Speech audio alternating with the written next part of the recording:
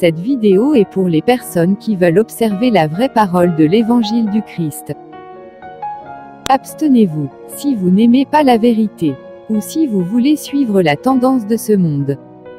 Tout pouvoir m'a été donné dans le ciel et sur la terre. Il y a plusieurs demeures dans la maison de mon Père.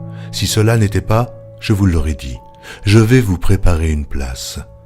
Et lorsque je m'en serai allé et que je vous aurai préparé une place, je reviendrai et je vous prendrai avec moi, afin que là où je suis, vous y soyez aussi. Vous savez où je vais, et vous en savez le chemin. Je suis le chemin, la vérité et la vie. Nul ne vient au Père que par moi. Abraham, votre père, a tressailli de joie de ce qu'il verrait mon jour. Il l'a vu, et il s'est réjoui. Si vous me connaissiez, vous connaîtriez aussi mon Père, et dès maintenant vous le connaissez, et vous l'avez vu. Et je vous le dis, avant qu'Abraham fût, je suis. Il y a si longtemps que je suis avec vous. Celui qui m'a vu a vu le Père. Les paroles que je vous dis, je ne les dis pas de moi-même, et le Père qui demeure en moi, c'est lui qui fait les œuvres. Croyez-moi, je suis dans le Père, et le Père est en moi. Cette bonne nouvelle du royaume sera prêchée dans le monde entier pour servir de témoignage à toutes les nations. Celui qui croira et qui sera baptisé sera sauvé, mais celui qui ne croira pas sera condamné. Je m'étonne que vous vous détourniez si promptement de celui qui vous a appelé par la grâce de Christ pour passer à un autre évangile. Aucun mensonge ne vient de la vérité. Sinon celui qui nie que Jésus est le Christ, celui-là est l'antéchrist, qui nie le Père et le Fils. Quiconque nie le Fils n'a point non plus le Père. Quand un ange du ciel annoncerait un autre évangile que celui que nous vous avons prêché, qu'il soit anathème. Moi, Jésus, j'ai envoyé mon ange pour vous attester ces choses. Je le déclare à quiconque entend les paroles de la prophétie de ce livre. Si quelqu'un y ajoute quelque chose, Dieu le frappera des fléaux décrits dans ce livre. Et si quelqu'un retranche quelque chose des paroles du livre de cette prophétie, Dieu retranchera sa part de l'arbre de la vie et de la ville sainte décrits dans ce livre. Ces paroles sont certaines et véritables. Et le Seigneur, le Dieu des esprits des prophètes, a envoyé son ange pour montrer à ses serviteurs les choses qui doivent arriver bientôt. Et voici, je viens bientôt. Heureux celui qui garde les paroles de la prophétie de ce livre.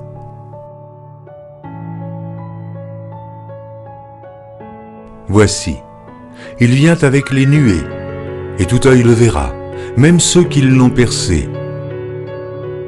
Et toutes les tribus de la terre se lamenteront à cause de lui. Oui, Amen. Je suis le rejeton et la postérité de David, l'étoile brillante du matin. Je suis l'alpha et l'oméga, dit le Seigneur Dieu, celui qui est, qui était et qui vient, le Tout-Puissant, le premier et le dernier, le commencement et la fin. Que la grâce du Seigneur Jésus soit avec tous. Moi, Jésus, je viens bientôt. Vous êtes d'en bas, moi j'en suis d'en haut. C'est pourquoi je vous ai dit que vous mourrez dans vos péchés. Car si vous ne croyez pas ce que je suis, vous mourrez dans vos péchés. Quiconque croit que Jésus est le Christ est né de Dieu, et quiconque aime celui qui l'a engendré aime aussi celui qui est né de lui.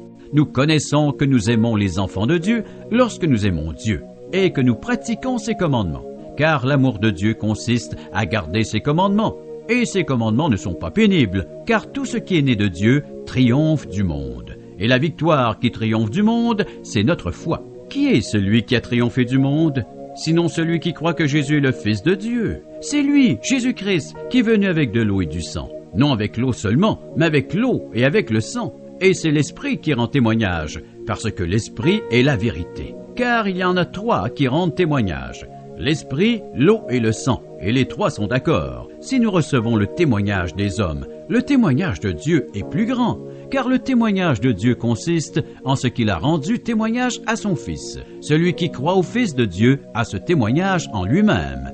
Celui qui ne croit pas Dieu le fait menteur, puisqu'il ne croit pas au témoignage que Dieu a rendu à son Fils.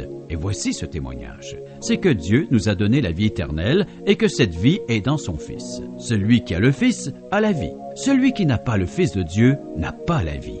Je vous ai écrit ces choses, afin que vous sachiez que vous avez la vie éternelle, vous qui croyez au nom du Fils de Dieu. Nous avons auprès de lui cette assurance que si nous demandons quelque chose selon sa volonté, il nous écoute. Et si nous savons qu'il nous écoute, nous savons que nous possédons la chose que nous lui avons demandée, quelle qu'elle soit. Si quelqu'un voit son frère commettre un péché qui ne mène point à la mort, qu'il prie, et Dieu donnera la vie à ce frère. Il la donnera à ceux qui commettent un péché qui ne mène point à la mort. Il y a un péché qui mène à la mort. Ce n'est pas pour ce péché-là que je dis de prier. Toute iniquité est un péché, et il y a tel péché qui ne mène pas à la mort. Nous savons que quiconque est né de Dieu ne pratique pas le péché.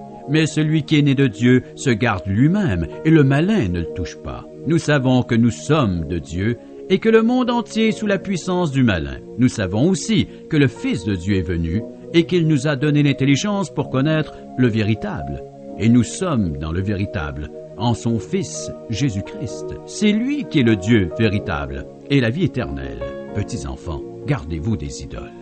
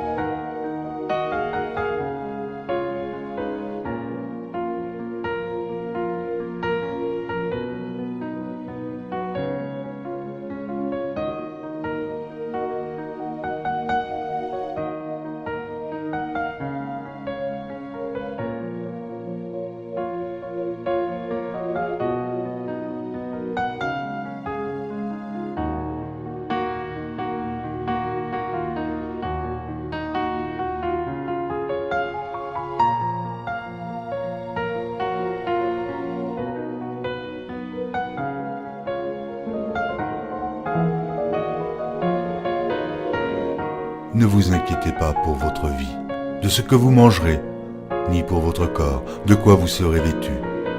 La vie n'est-elle pas plus que la nourriture et le corps plus que le vêtement? Regardez les oiseaux du ciel.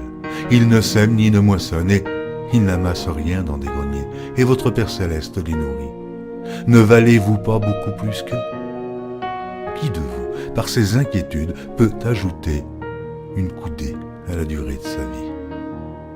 Et pourquoi vous inquiétez au sujet du vêtement? Considérez comment croissent les lys des champs. Ils ne travaillent, ni ne filent. Cependant, je vous dis que Salomon même, dans toute sa gloire, n'a pas été vêtus comme l'un d'eux.